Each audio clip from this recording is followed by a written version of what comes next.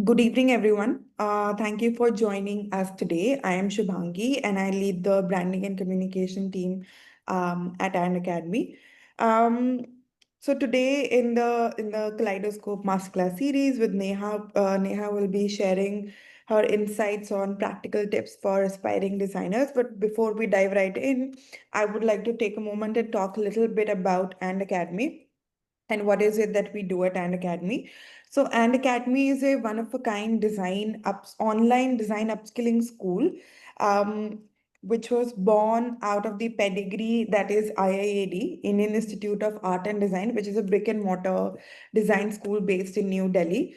So And Academy actually comes from that pedigree. Uh, but IIAD and are different in a way that IIAD offers you bachelor or degree courses and offers like professional short-term courses, and all of this is happening online. We offer courses in the domains of graphic design, interior design, and UI UX design. And most of these courses are part-time courses. We have one full-time course in graphic design, but largely all of these courses are part-time courses because these courses are designed for people who are working professionals or are enrolled in full-time courses. So these are designed as part-time courses or an upskilling course. So classes happen in the evening, so people from across the globe can join, and from across um, India also can join, and people can join after work. So the courses are optimized for accessibility and convenience so that people who are working and are enrolled in full-time courses are able to sort of upskill themselves. So everything that you can imagine in a design studio or in a design classroom that happens in person in and at and it happens in an online space. So we simulate that environment that you will find in a design studio, in a design school, um, in an online setup. So we use different types of technological platforms and LMS to create that sort of or simulate that environment. I've already spoken about the pedigree that we come from, which is IIAD. IIAD has been in imparting design education for over a decade now, and actually comes from that pedigree. All of our courses are designed and taught by people who are working actively in the industry. So you always get very relevant knowledge and people and from people that are actively contributing to the industry. So the conversations that are happening are very current and very now and very relevant to anything and everything that is happening in the design industry. As I told you, all of the courses are simulating a design studio environment. So teaching is also happening in a live interactive manner. Um, the classes are not like this session. This is a webinar mode where a speaker is presenting and talking to you, and you are a passive listener. But in and classroom, it's a more live and interactive environment. We also focus on design process and design principles, fundamentals of design over tools. Tools is something that you need to know to be able to, function or like operate in the industry. But your knowledge of design goes beyond tools. It's not that you have mastery over tools. That means that you have mastery over design. What is that is that we focus on is design thinking and the design process. How to think like a designer is what we teach at and we all of our curriculums are designed in a manner that sort of have projects woven into the curriculum that borrow from real world challenges. So from when you graduate and hit the ground running, imagine a challenge or a design problem that you get when you enter the industry. Our projects are sort of uh, those kind of client briefs or problems.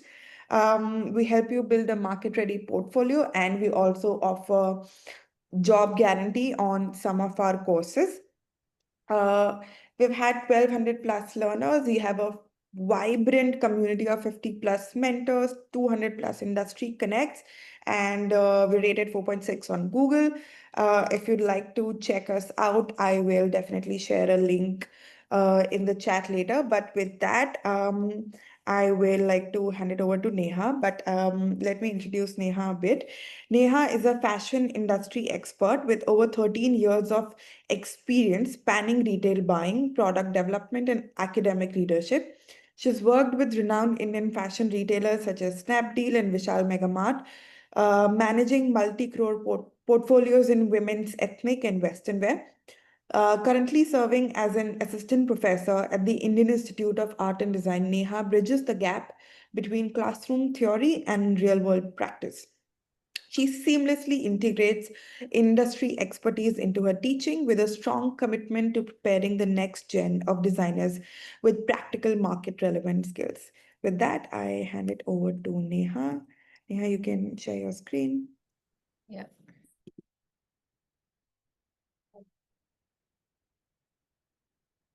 Can you see? Am I audible to all of you? Yep, you are. Yeah.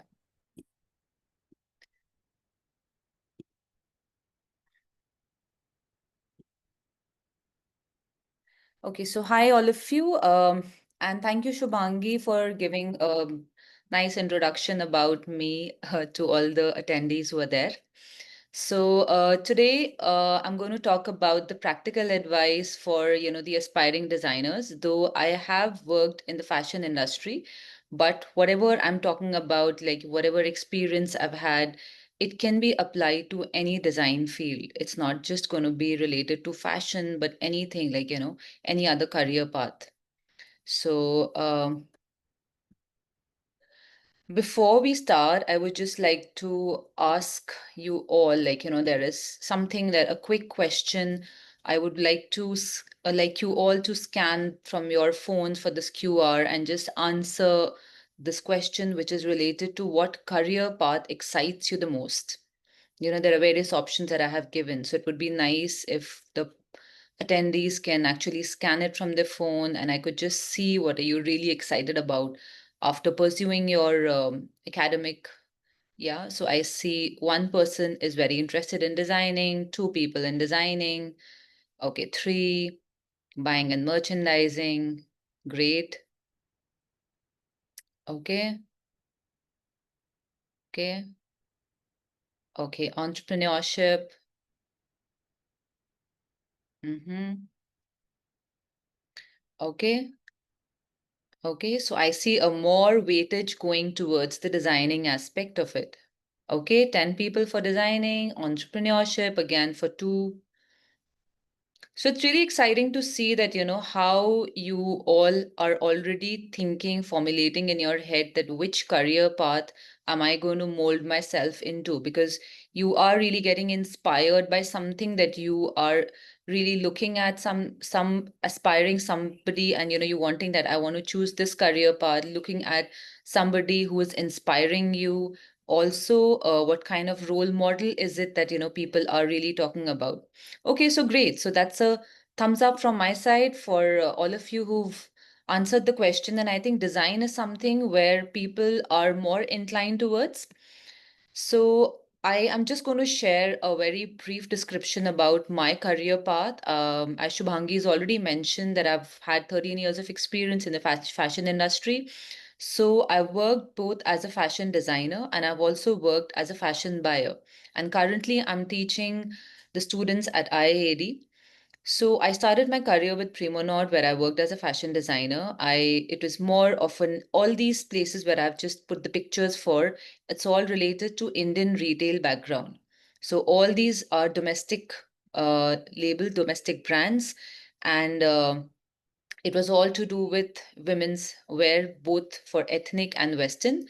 And why I really made a shift was Primonaut was more of like, I wanted to learn which is related, the work which is related to domestic apparel market. And then I went into hypermarket concept, which was Vishal Megamart. During COVID, I shifted from designing to buying. I really wanted to learn a lot of numbers. I wanted to understand that designing is not only my cup of tea, which I think that just create a design and there has to be a point where you need to know what are the kind of costs, what are the kind of quantities that you want to plan for each season or for every planning, what all is it that really goes in the numbers, the number crunching, the data analysis. So I wanted to learn more than what it was only related to designing. So I went into buying, and then later, after COVID, I started seeing that, there was a drastic shift from store shopping on or online shopping had become something which was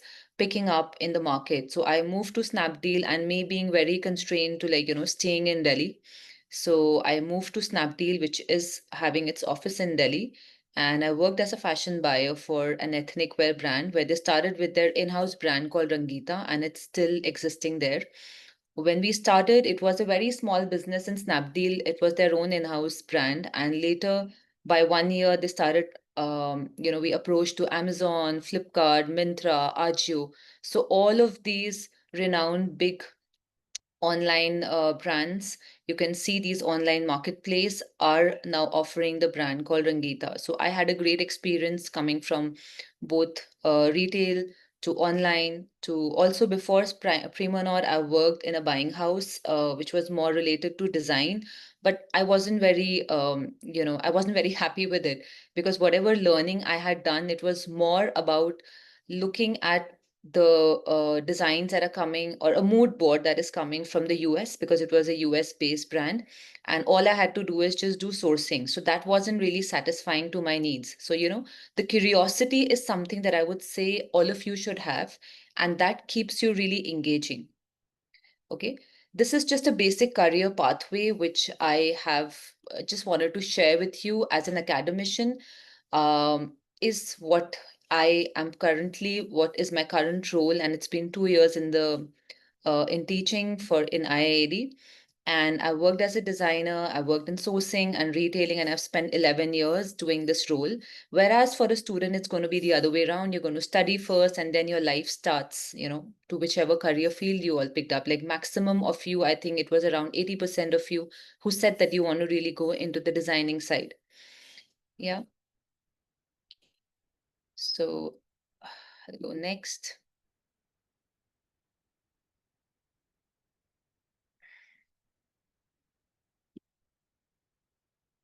Okay, another quick question from which I would like all of you to again reflect upon and But share. your screen share has stopped. It stopped. Yeah. Okay, can you see it now? No. Sorry.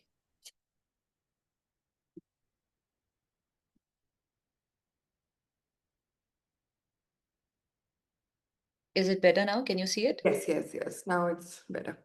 Yeah. So, another question, which is again related to first, I talked about the career path. Now, I would like to understand from you all that, if you have chosen designing as a career path or as a design product person, could be related to fashion or could be related to any other product category that you want to work in. Where do you think that design is fit in when you talk about an end product? Because when you're creating an end product, it's not just going to be like, you have the product there. The back end work is something where there are different teams working upon it. So I would like you to again use the same code that you had, and you can just answer to this question, and let's see what kind of, the replies are really popping up.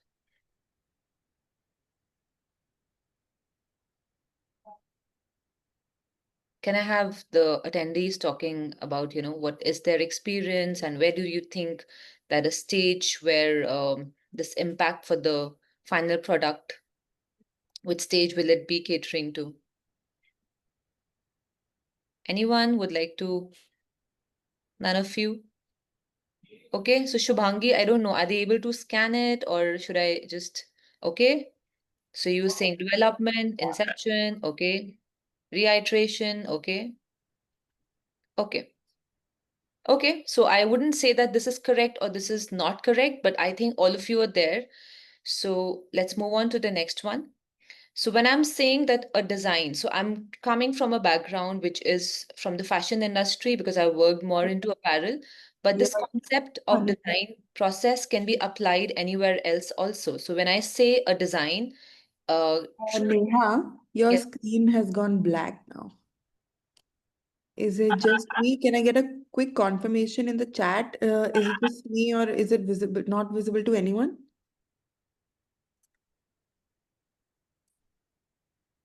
Yeah, it's not visible now. I'm really sorry for that. 1 minute.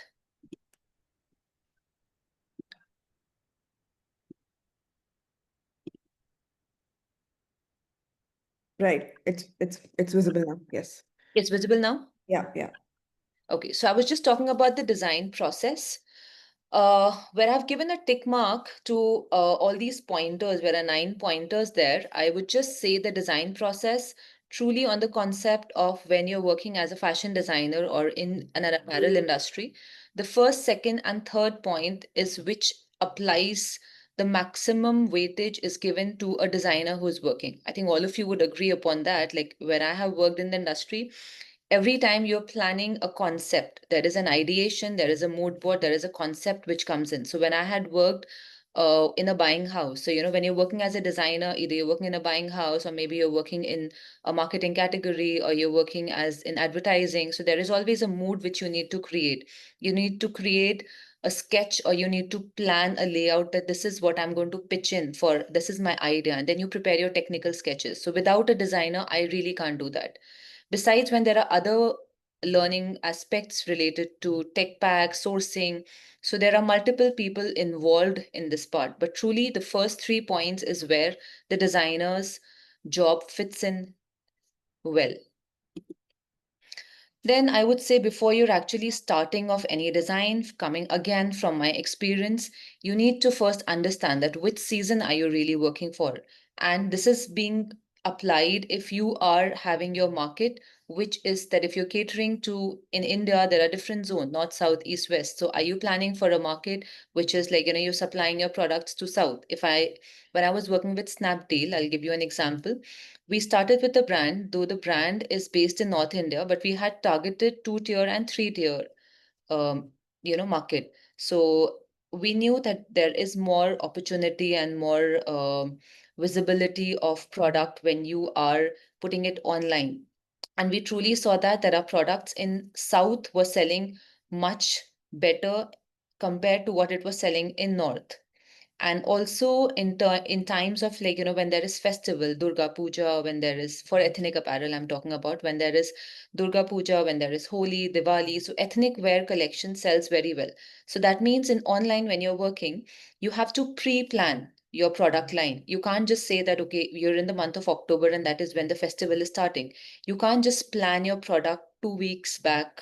It has to be prior. So either normally, a forecast, if you see in WGSN or in Edited, everybody is working one season ahead. By one season ahead, I would mean that if it is summer 25, they'll start planning it already in summer 24.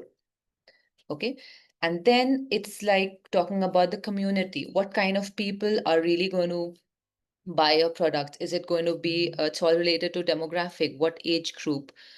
Is it going to be for female? Is it going to be for menswear? Are you planning for kids wear? Or are you planning for a family shopping, like, a mother and a daughter, that kind of a combo product? Before we are planning for anything, there has to be a product category which you need to analyze that last year what sold well, previous season what did well, how was my sale last month? Only then can you plan your new product range. This is one more thing that, which I did when I was working for Vishal Mega Mart. Edited was something which is a brand. It's like a online website, which is what we had purchased when I was working in Vishal Mega Mart. It's called Edited. We could see whatever proposals they had in terms of colors. So when I'm saying autumn winter 2020, this is when COVID had really hit. So, all our stocks were really lying at the store or it was lying at the warehouse. So we had to analyze that how much is it that really purchased value, how much did we purchase, how much did we sell, and how many options did we plan in each color. So like when you're seeing the blue color in 2020, it says that there are 3 options. Simultaneously, when I'm seeing autumn winter, I had to do my planning for summer 21. I'm also seeing the sale track of summer 21. And going forward, I'm looking at what the edited colors are proposing, because this is truly based on the concept where all the Indian retail brands and also the UK brands like ASOS, they're putting all their products here. Even Zara, H&M, all the products are placed here, and then there is a different way of analyzing that which product is a bestseller. So looking at only colors right now, and then I plan my current season. Like I was working, this is the data which I was planning for autumn winter 21. So, by this data, I'm just trying to say that this was a work done by me when I was there in working as a buyer. So though previously I had worked as a designer, again, truly related to fashion category, but I think again, when there is anybody who is coming from a uh, design background, be it if you're in the advertising background, you're always going to see what worked well in the previous season. And only then will you plan for the upcoming season that you are looking forward to. Before we start any season in the fashion industry, we always plan what are the kind of colors that we are planning. We always do it into three categories. Core colors is the basic colors, fashion colors, and new fashion colors is truly coming from WGSN. So whenever you are going to any store, if you're going to H&M and Zara, you'll see that you'll find a similar color palette in these international brands. And also when you look at domestic brands, if I talk about now W, Biba, or even if I talk about online brands like Myntra, Nykaa, you'll start seeing that the color is seeping from the Western international brands into the domestic brands because everybody is following WGSN, which is a website where, though it's heavily that you're paid, you have to pay a big amount for that to access it, but it gives you a good amount of data in terms of, like, what are the kind of trends, what are the kind of colors, and everybody follows the color palette. Okay, this is something that I wanted to talk about when I went for my forecast. As I told you, that studying the forecast and planning for your range is very important. So if I am benchmarking, say, I was working for Vishal Megamart that time, and my brand was called Mavi. It still exists. It's their in-house brand. And my benchmark brands were H&M, also Massimo Dutti. So I'm just giving you an example here. I could truly see that when I was browsing their website and also visiting the store. So visiting a store every fortnight becomes very important. For a design related category, if you're working in any other category, you're going to keep looking at your benchmark brands because you want to keep a tap on the market that what is it that the customer is really wanting so that even you can supply a similar kind of product. So I see that this silhouette has offered in various fabric and in various color palettes. So though this body remains the same, but it's in sheer fabric, it's in satin fabric, there's also stripes and checks, and there is also solid. So it's being planned for an entire season. Now it's up to me as a designer that do I want to plan two kind of fabrics in the month of maybe January, February, March, because I know that it's not very hot that time in North India. Then do I want to really plan for bold stripes after, like, in June, July, because I know it's a holiday season. Then do I want to plan for linen fabric because I know that now autumn winter season is approaching. After EOSS in June, July, I know, like, it's going to be August, September, October. So let me plan a little heavier fabric, linen, but it'll still keep me light and, it'll still a breathable fabric. So all this comes in with the experience of you going to the market and planning that what kind of range fits into your product category.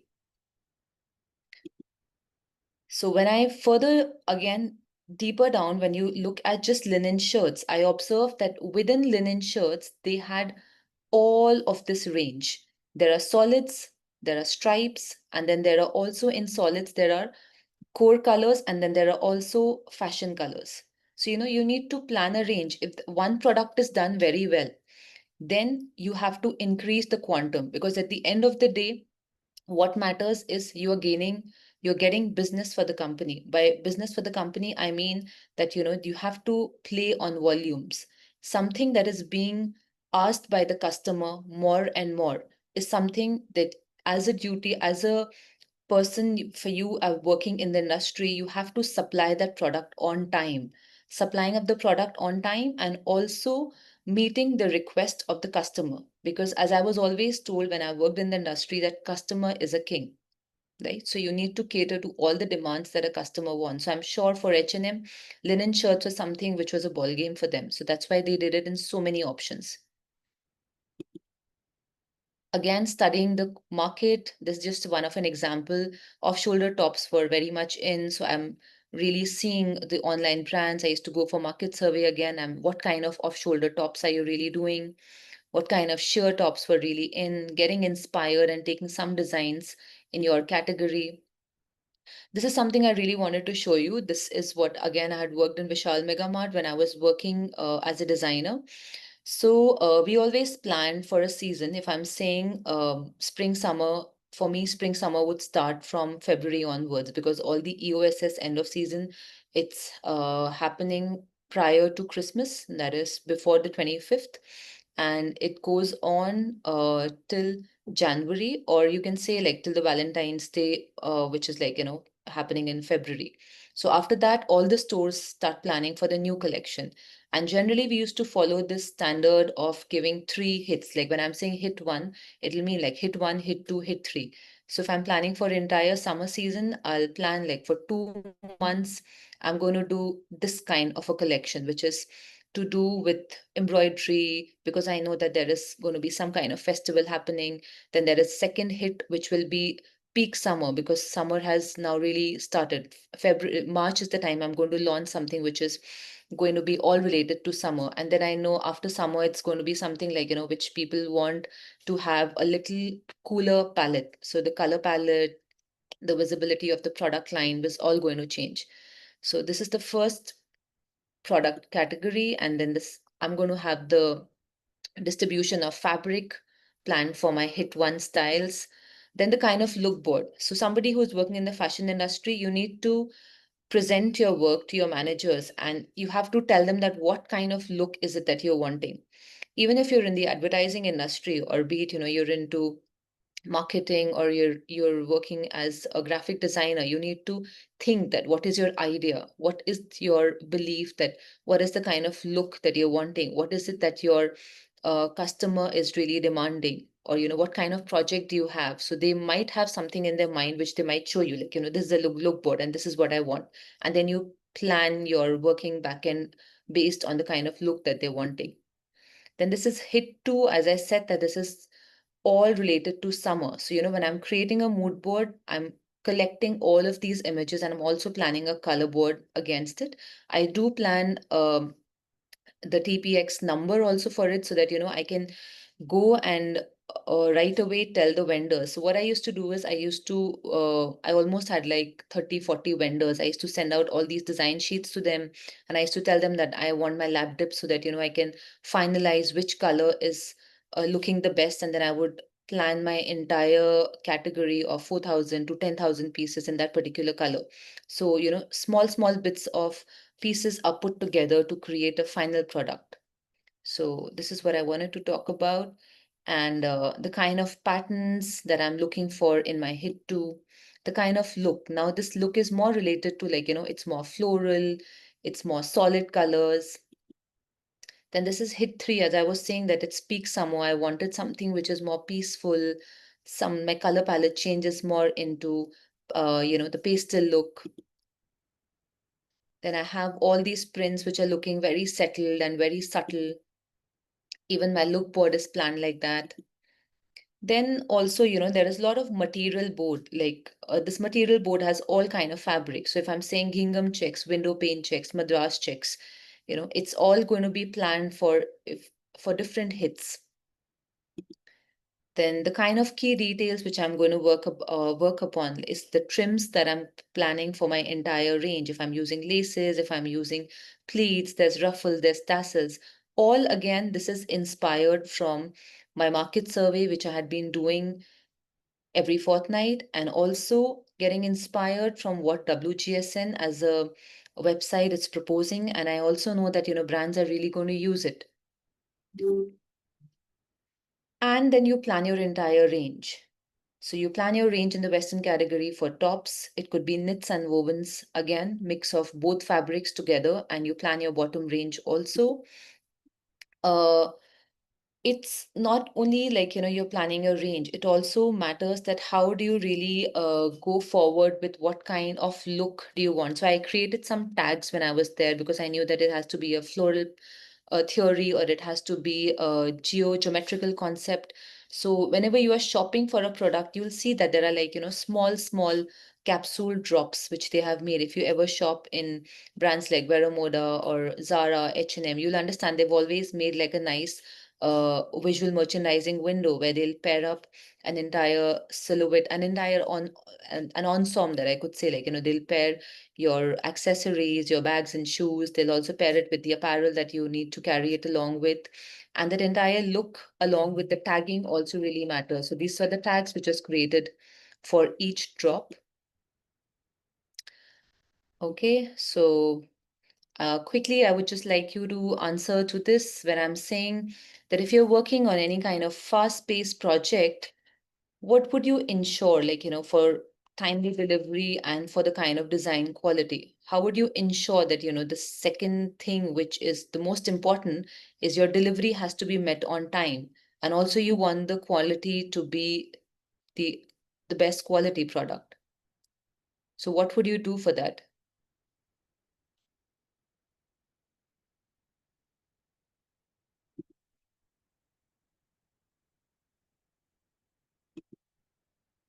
Can I get some answers from all of you? If you could use your scanner, which was the previous one.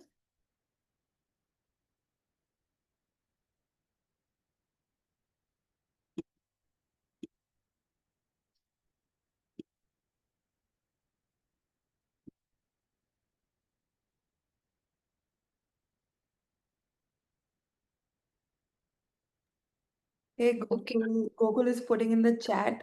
Gokul, I request I'm just seeing. the Yeah. Pentimeter uh, scan code to just. Do you want to pull that up, Neha, so that everybody who's not, I think, oh, people are answering in the Yeah, chat. yeah, yeah. They are answering in the chat. That's what I was just looking at the chat. Yeah.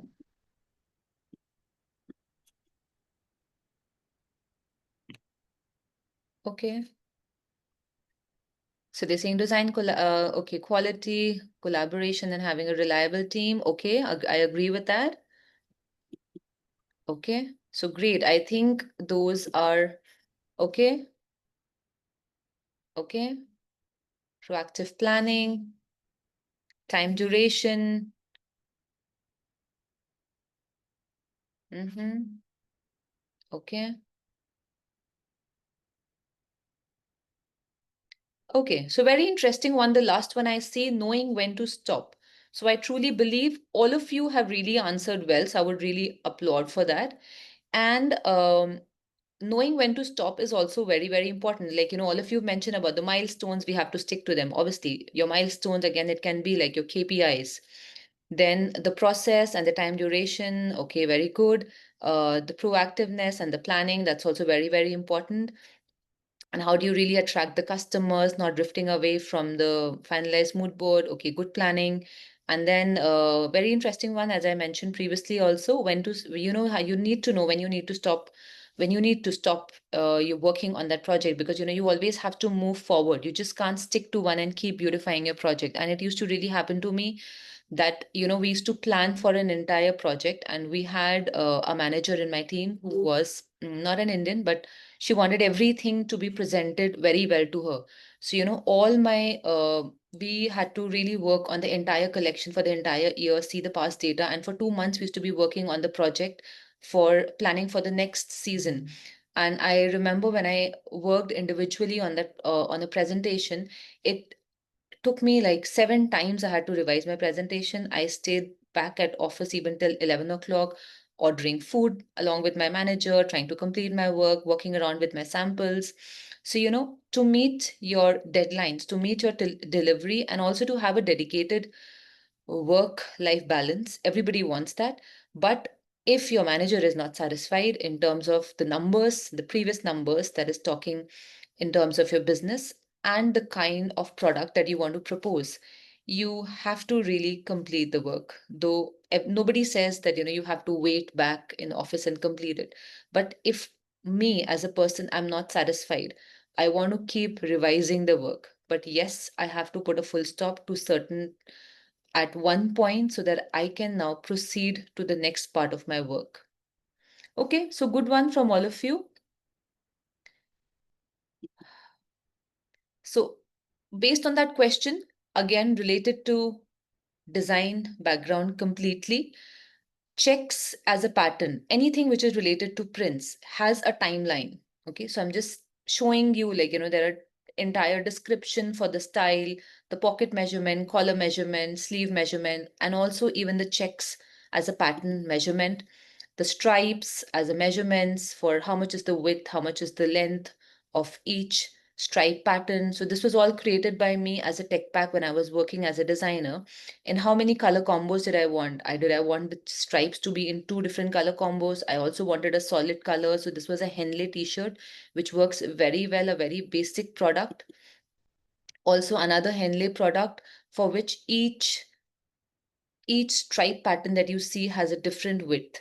So everything has to be planned in depth and everything has to be given its color name. You have to plan what is the base color, what is the print color, because the person that you are really working with, like a vendor with whom you are really working, that you have to go in for printing, if we think that we are very learned and we understand, we have to make the other person understand our work even better. So if everything is in detail, the other person really will have no question.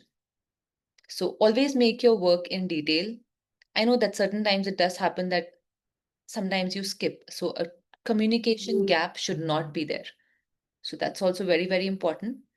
Prints as a pattern for, when I'm saying polka dot prints is also something that I designed, and also solids. So why I was showing you here and why I really asked that question on timeline is because coming from, again, fashion background, checks takes the maximum time to develop. Also, stripes as a pattern takes maximum time for a fabric to develop, to be processed. It takes almost 45 to 90 days for an entire fabric to come in-house.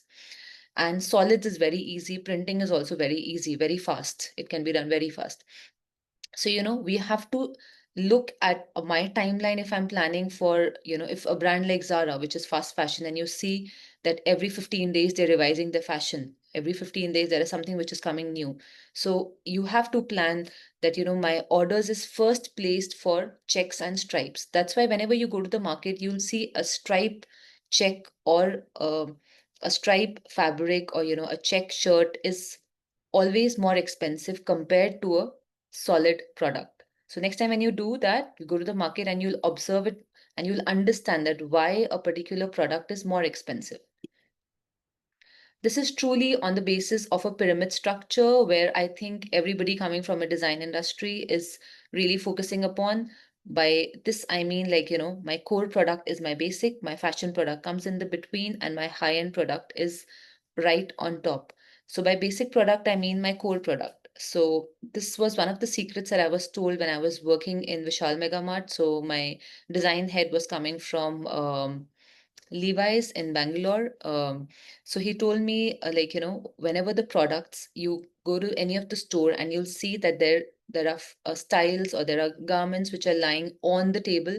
It's all core product. By core product, I mean it'll be one style and they'll do at least five, six colors in that, or maybe five, six prints in that. So if you enter H&M and you see that there are a table program style, that styles are laid out on the table, so that means that that is their core product. That's the bread and butter. That's like the basic product which everybody wants to sell. Fashion product is something that you'll see on the browsers, and high-end product is something which you'll see in the store, which is placed right on top on the walls, and they are trying to experiment that product. Is that product really going to work or is it not going to work? So if it works very well, then they trickle it down to being a fashion product. And when that fashion style is doing very well, they again trickle it down to a base product. Yeah, so this is what I wanted to say. And as anybody, like, you'll always want to see that is your product category within a price range? What is doing well? What is not doing well? So that you don't repeat the mistakes. Yeah. This is again truly a work of a buyer. When I moved in from design background to I wanted to do a lot of number crunching, I wanted to see how much is the buying in each MRP, how much is the sale that happened in each category, and accordingly, I'm going to plan my options against each MRP for the next season.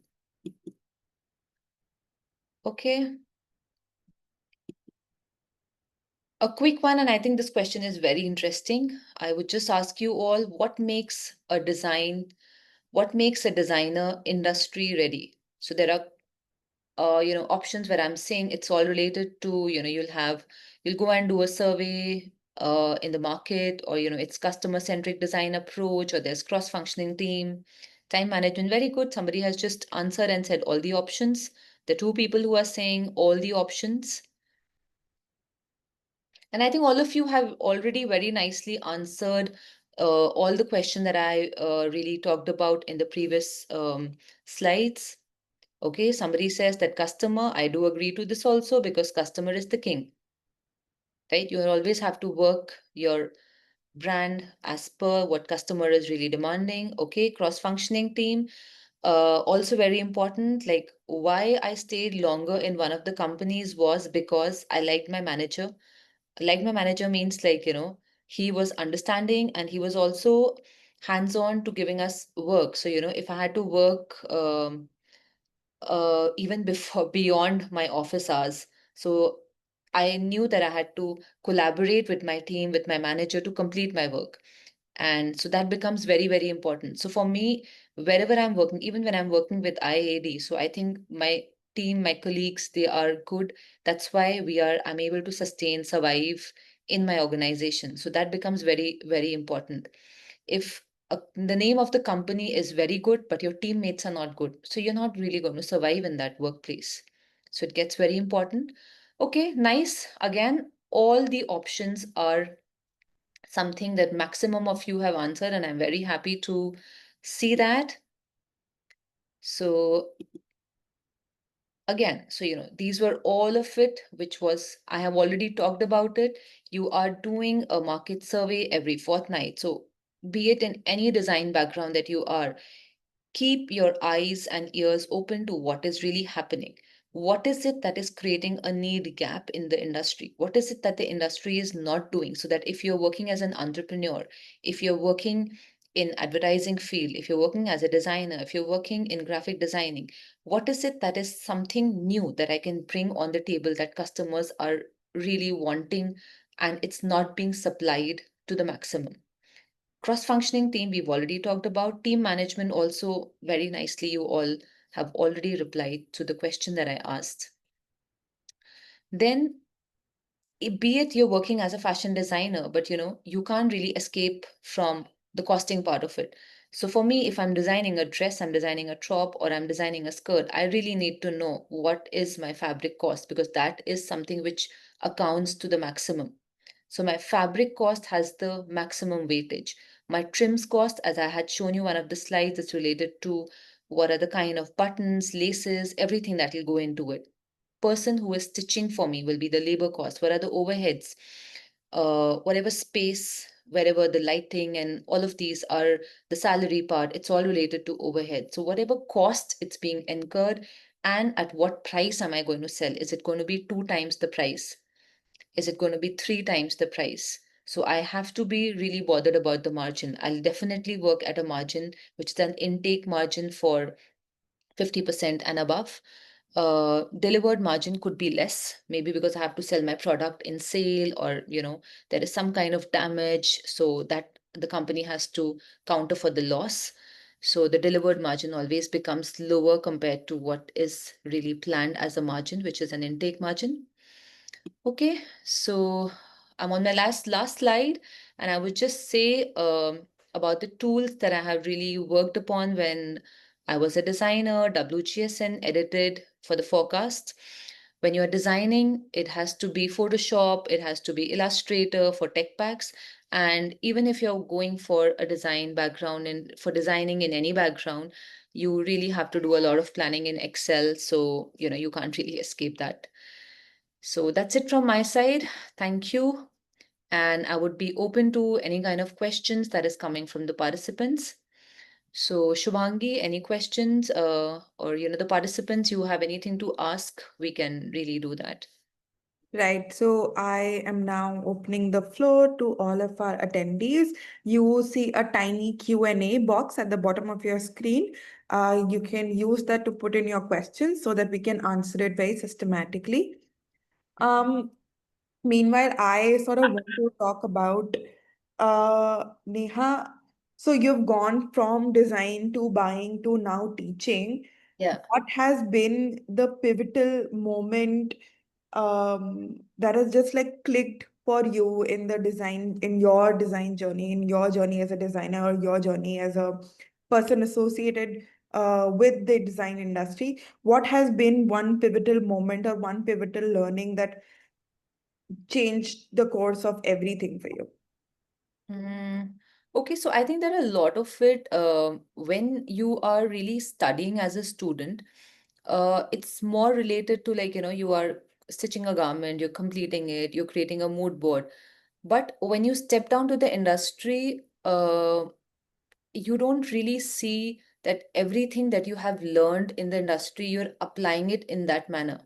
There is always, I have seen that, you are working for extra time. You're also working as an eye opener. I would say that visiting the factories, visiting the vendors is an eye opener for me. I did not think that, I could only uh, be working only on the computer and looking at what are the kind of forecasts. I think that is not something which is only helping me.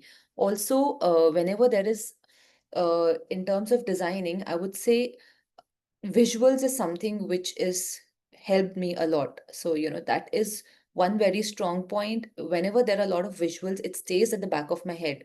So even if I see a lot of people, like earlier I used to travel a lot by metro, so I could see that, okay, this type of design is something which I need to plan in my collection. Then when I would visit, I used to visit factories in Ludhiana, in Jaipur, in Mumbai. So I used to see that, okay, this is also what the market is really not doing. And the vendors have something new. And previously, when I was working as a designer, we're not really talking about sustainability all that much, but now it's all related to sustainability. So, when I see students also working on sustainability, that is something which is again a key point for me. Yeah. Yes, Shubhangi. Yeah. So we already have questions coming in. Somebody Yeah. is asking, what advice would you give to a fresh designer? So, to a fresh designer, I would always say that, internships is something that you should always be looking forward to and grab any kind of opportunity that comes your way. So, within your academic career, like, within your academic learning, if you're in the first year, second year, you should see that how is it working with the designer? How is it when you're working in the retail industry? How is it when you're working in a buying house? So when you gain knowledge of every category, because each of these cater and function in a very different manner. So I've not worked with a designer, but obviously we did a project called from sorry we did in Lucknow. It was a chicken curry project. So we collaborated with some designers, also with the Seva project, which was related to an NGO. So I knew at one point that, I don't really want to work in the designing thing. Then when I worked as a buyer in the buying house, I was like, this is also not what I want. Then when I went to retail, I that clicked me. I was like, yeah, so this is something that I really like. So, exploring in different fields is something that I would advise her. Yeah. Right, right. Moving on, somebody is asking, how much does knowing about consumer psychology affects the design process and outcome? So it really matters a lot. Like, I'll give you an example. When I was working in Snapdeal in online, you don't really know your customers, right? Because there is no store. Because what happens in Vishal Mega Mart, every Monday, me and my uh, the operating head, like, she was the head of the entire department. Every Monday, we would go to the store and go to and talk to the store person, the store manager, that how is your store performing. It's not that we went to only one store. Within Delhi NCR, I think there are around 20 to 30 stores. So every time we would go to different stores and we would ask the manager what is it that the customer is liking or not liking. But they also had a entire report that, this is the product category if I'm working in ladies ethnic for my brand Mavi.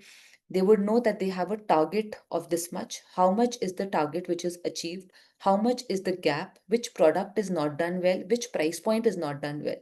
So this is in an offline store. In an online store, when I was in Snapdeal, uh, every day I used to look at the sell-through report, which was a eye opener for me. And I would see that if one of my style, which has been looking very good, but that is not really selling. And suddenly I would also observe that style, which I thought was not looking very good, it had a maximum potential. Now I wanted to understand that why is this happening? And then within 1 week, I would see that there are a lot of returns. So again, what we did is we got all our styles back at the store. We made people try it. We asked them to walk. We asked them to please take it home, wash it, and see is it shrinking, not shrinking. And then we really understood. We also ordered some of the product which was doing very well. And online they say that this is a bestseller product. So then towards the end, we also saw the measurements, and we saw that in online, if they're saying a size small, it's actually extra small. If it's a size medium, it's actually small. So we had to change our entire sizing for the product. So this is all on the basis of customer. If we had sticked to what we were planning and we did not make changes, we would not be doing business and we would just have a downfall of the brand. So both understanding of offline and online works very different. Okay, so that's again related to customer psychology, customer age. You have to understand that is like my mother wouldn't wear something which is very bright, but I would tell her, okay, for festival, you should wear something very bright. So, and what really worked in the previous season, I should look at what are the things that did well and what are the things that did not do well. Okay, Shubhangi. Yes. Any more questions? Yes.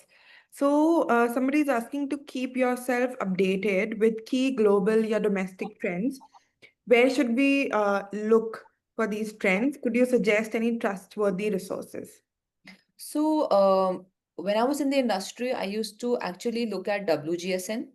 And what we used to do as a designer or as a buyer, I was saying fortnight attending. Uh, if I'm working for a brand called Mavi, and I know that my benchmark brands are H&M and Zara because they're fast fashion brands. Okay, H&M is not all that, but Zara is a fast fashion brand. So I would look at Zara and I would keep a tap on their collection. Is it Zara basic? Is it Zara collection? So, even you had to, I could truly understand a differentiation between what is the basic product of Zara, which is like a premium category of Zara, or which is like an office wear collection of Zara. So I had to then see that if a print is there, if suppose it's a paisley print, okay, and that paisley print is now on just a t-shirt or it's on a top, and I'm seeing that next time when I'm visiting it, I also see it on the skirt. I'm also seeing the prints, not maybe an entire garment is printed with that. I'm also seeing that it's being used on some bottom wear. That I'm next time seeing that, and these are all related to paisley print is very Indianized print. So you would see that maybe polka dots is something which is coming in a lot. So when you are seeing more products are providing similar kind of look and feel in the print, and also other brands are also working on the similar line, then you understand that market is moving towards these kind of prints and I should have something like this in my brand.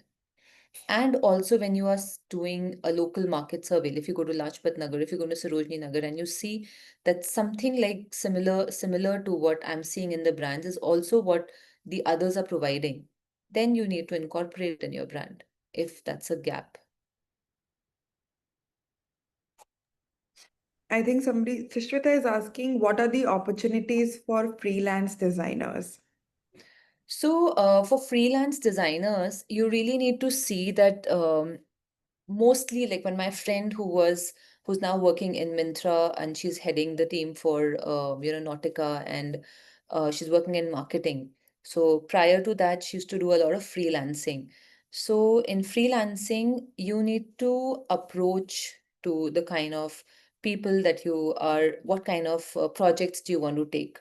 So you can go to LinkedIn and you can see what kind of profiles are there for for you to work on that. And you can also see online, you can go to Google search, you if you have some friends who are working with some companies, you can also ask them that is there any kind of opportunity for in a project where you can apply your skills, and then you create a project for them, and if they like it, they'll take and they'll pay you for that. If they don't like it, they'll ask you to keep making changes. But you don't have you have to also be patient, that every time you're working keeping your ideas and your thoughts into it. But you have to later on put yourself into the shoes of the brand, that what is it that they are wanting. So to understand, once you get a hang of it, that what is it they are wanting, it gets a little easier. So just to add on that, I also have a friend who started from graphic design and then moved into UI UX design. Yeah. And he started his own agency then for branding, but uh, initially he did not have projects. And with the advent of social media, what he did was just like pick up a brand that he wanted to work on. Say, for example, he wanted to work on the branding for Boat or Skull Candy or Marshall or any of these headphones. And he would just make like a like a hypothetical project that would come nearer to the product that they have sort of created and put it out on social media, tag them, and just like ask his friends to sort of share those reels around. And eventually he gets noticed or the design gets noticed by the brand and then they reach out to you, and he's gotten work like that. So freelancing is also about like creating those opportunities for yourself, Yeah. using social media as a resource, as you've already mentioned, LinkedIn, using Yeah. Instagram, Behance. Instagram also, yeah. Behance is also very, like, I do have an account in Behance. When I was studying, I created an account in Behance, because what happens if you're working with big companies, there is a limitation that, they'll say you cannot send a file size beyond 3 MBs, beyond 3 MB, sorry. And when you're in design, your graphics are having very high resolution. So it's really nice that you upload your work on Behance, because it's a free, you can create a free account on that, and you just send them a link. I used to do that a lot when I was applying for jobs, and I used to just share my link, and then they would be able to view it. Also, when you are doing it, one more plus point I want to add is, like, when I had given interviews for brands, for good brands, and I had done the SWOT analysis. So strength, weakness, opportunities, and threats. So if you study what are those, because that gives you the SWOT analysis also tells you, though again it's related to management, but if you work on that, then you know that there is a need gap. And then when there is a need gap and you're working on that need gap, is when the brand is going to click that, okay, this is what is missing, and this is what this student or this individual has really focused upon. So let me, you know, ask, or let me, at least if they're looking for a job, let me give them a project that's an opportunity that comes for you. And then you can go on with it. Right. I hope that answers your question, Sushmita. Somebody is asking, how do you bridge the gap between what you really like and what will the consumer like? So, it's not about what you are liking. So I would again say, like, when I was working in Vishal Mega Mart, so I was working for a brand, Mavi, and it was more to do with office wear, and the customer age group for that was working people. And then there was one more brand called, forgetting the name. So there was one more brand which was called Viveza, and it was catering to the youth, like, college going girls. So there was always like they were telling me that, can you try our garments? Is it looking nice? So, because whenever you are doing a trial and a fit on somebody, you can understand, is that product looking good or not? You might think it is looking good, but then we also took opinion from other people. Sometimes we would give that product to others who are not from design background. Maybe they're from marketing, or maybe they are even from IT team, and we would just take their opinion on how is the fit good, is the style good, is it really going to work? And then, we have to bet upon it, that okay, rather than planning an entire 10,000 pieces, let's just plan for 2,000 pieces. Like I told you about that pyramid structure, a high-end fashion product, you're just wanting to try. If it does very well, then you increase the bandwidth in it. You add more colors, you add a print. So that's how you work. Yeah. I think we are answering the last question for tonight. Rishika is asking, my personal interest is more towards art and video game designing. In my free time, I love drawing. I love drawing artistic illustrations. I'm a digital designer, but in a design agency, I have to design for a consumer, such as Maggie, which is not focused on art. Should I explore any other areas instead of working as a graphic designer?